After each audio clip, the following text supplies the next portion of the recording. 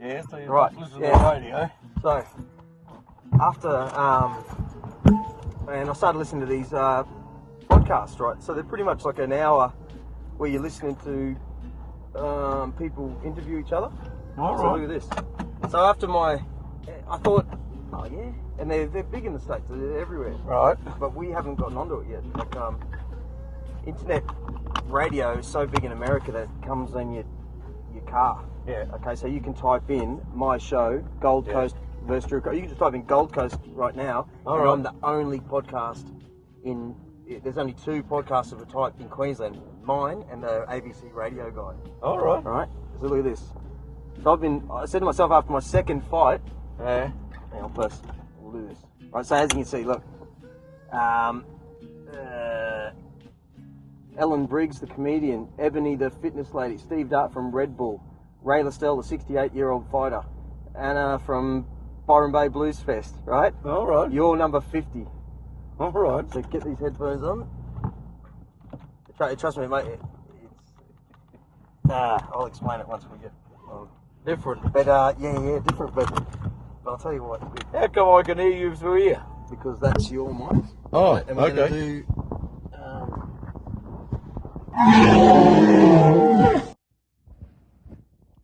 Mother.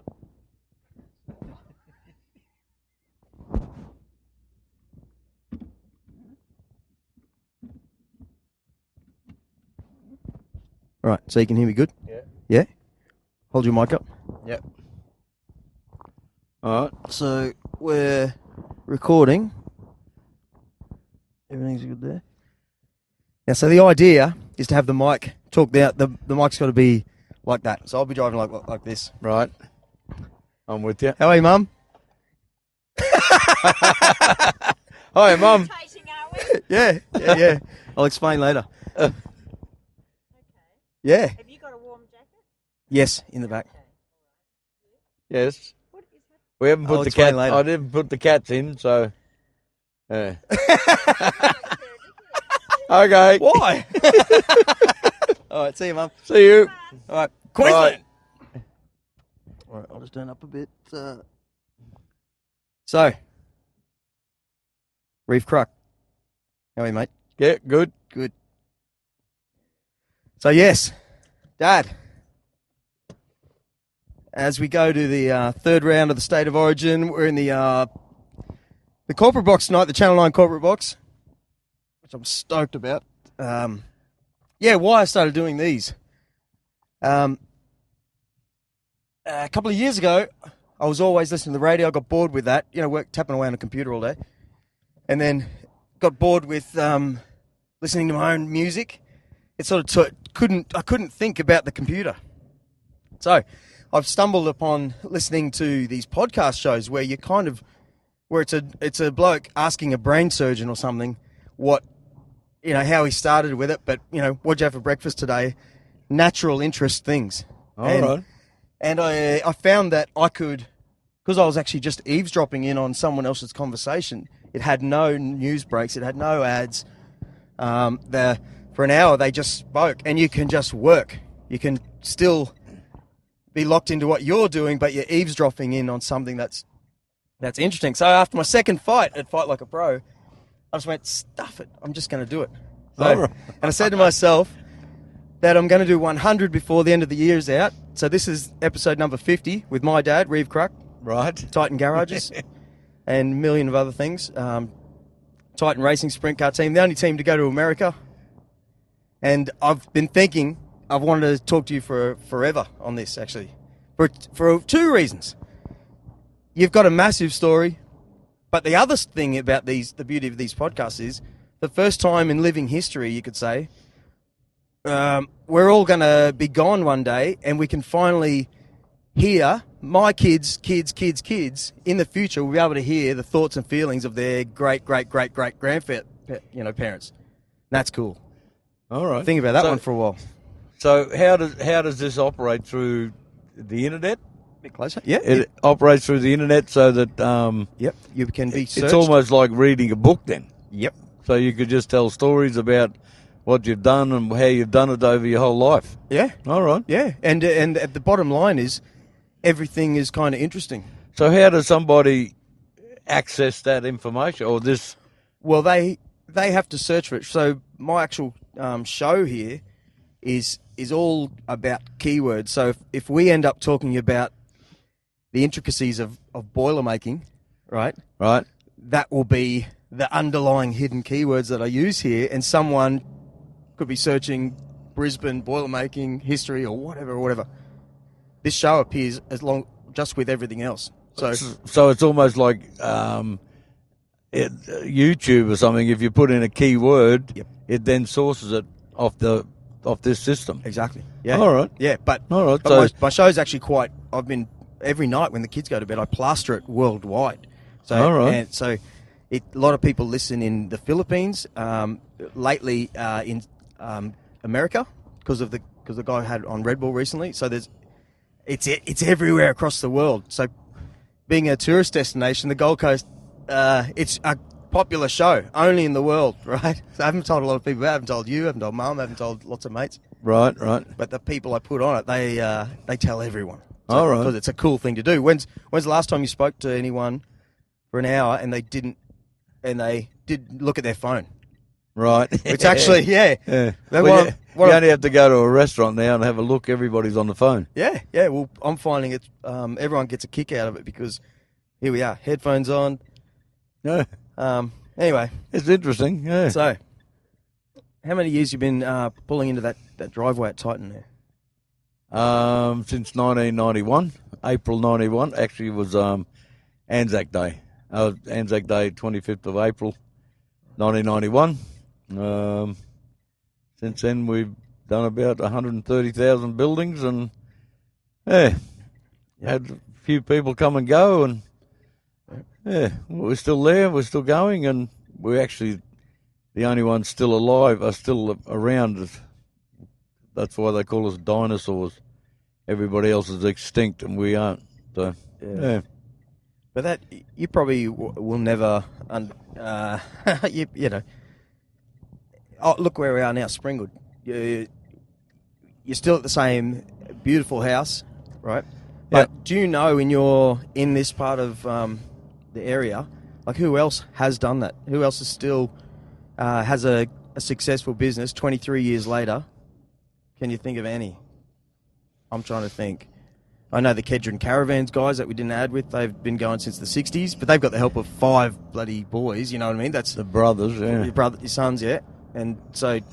But the way the Gould brothers run that, it's almost like it's their life. Like when they do those videos and all the rest of it, they are just out there wide open, having a fabulous time on the weekend. Yeah. And they call that work.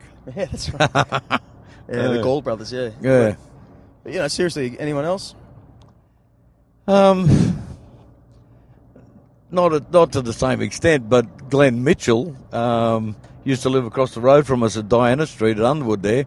He had the sheepskin business where he used to make sheepskin car covers and Ugg boots. He did that for 32 years. Wow. And he just sold it about 3 months ago. Wow. And he's about to retire. He's that's Jumbuck or something. Jumbuck, yeah. And he sold that, and he's got his house up for sale now, and he's basically going to retire. Wow. Only trouble is all the time he spent leaning over a sewing machine, it's stuffed his back, and Annette's back is stuffed as well. It's his wife, and so they're not really looking forward to their retirements are going to be not all that good. So and that's a big difference. So how many staff do you think he would have? Oh, there was just him and his wife. Exactly. Yeah. So I think of, you've always got about 100 people to pay every Thursday. Oh, yes. That's always a fun day. So, exactly. But I don't know anyone out there that, like the shed business, has a salesman on your front line, and then you're selling a product that needs a concrete, so you've got to deal with the concreting trade. You've got to you're making the thing out of your own factory with all those staff. You're delivering it with your own truck. So you've got a trucking department there.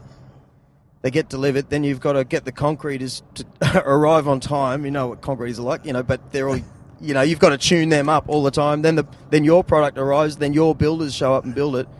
I don't think there's anything more opposite than jumbucks. Like, they get a whole bunch of product in and whip it into boots. So I don't think you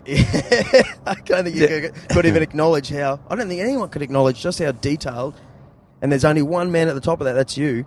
And I don't think you'll ever experience. I mean, you're living it, but you probably can't look over and just see how different that is to people's lives. Is what I mean to say. No, I understand what you're saying, but to me, that's how it is. It's not a big deal or anything. It was just that's how it is.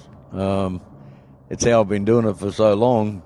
It's over 35 years now. I've been selling tin sheds, so not with Titan all that time, but other garage companies, and I don't know how many sheds I would have sold in that time, but there's been a few.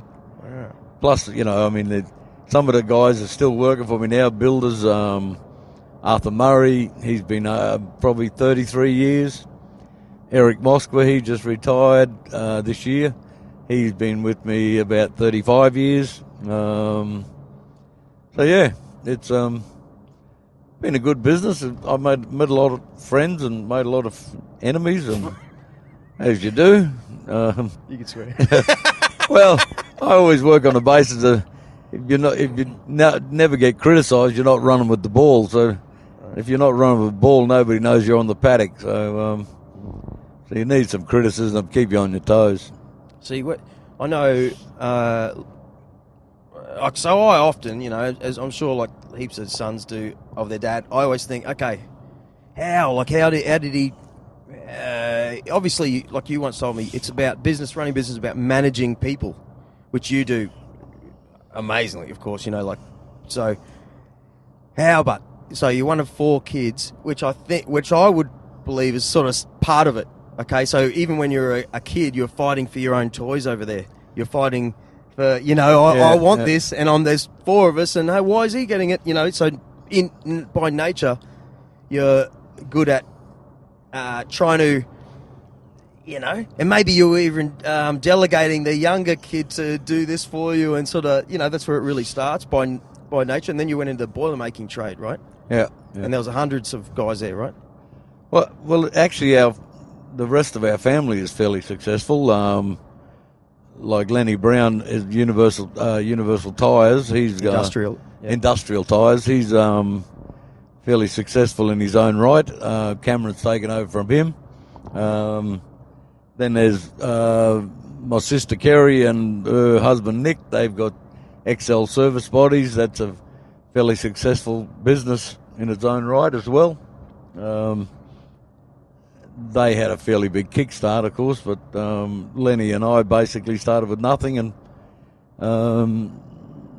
the effort and Cameron's moving business along fairly drastically or dramatically at the moment, which is making Lenny very nervous. Cameron's taken on some jobs and some business that Lenny wouldn't have taken on. And Bridgestone or something, No, it's just a company up in Toowoomba that it's a very large company, and they really don't have a good reputation of paying their bills. Right. And Cameron gave him about $130,000 worth of credit and tyres and whatever. So fortunately he got paid, but Lenny was not happy at all with that contract. So that'd be tough, wouldn't it? Because every man's a man in the, He what he thinks is right. Lenny would have seen it 100 times over. Yep. And that somebody shafts you and duds you, and all of a sudden you think you've just done all that work for nothing. Yep. And then you've still got to pay the bills at the end of the day. Yep. And you know what sorry to cut you off, but you know what I spin out a bit about now is that I remember working at Everhard when I was lucky to work in a sales office in 1990 sort of thing, and when it was just cash, checks, and that was it. And our credit card was about, we didn't really want you to use a credit card. Checks, oh, mate, we'll trust you. But it was basically this paper system. So it was money in, paper out that just went to the head office. So there was sort of only 5 little processes. So the idea of money now is pretty kind of strange. Things like credit and And the fact that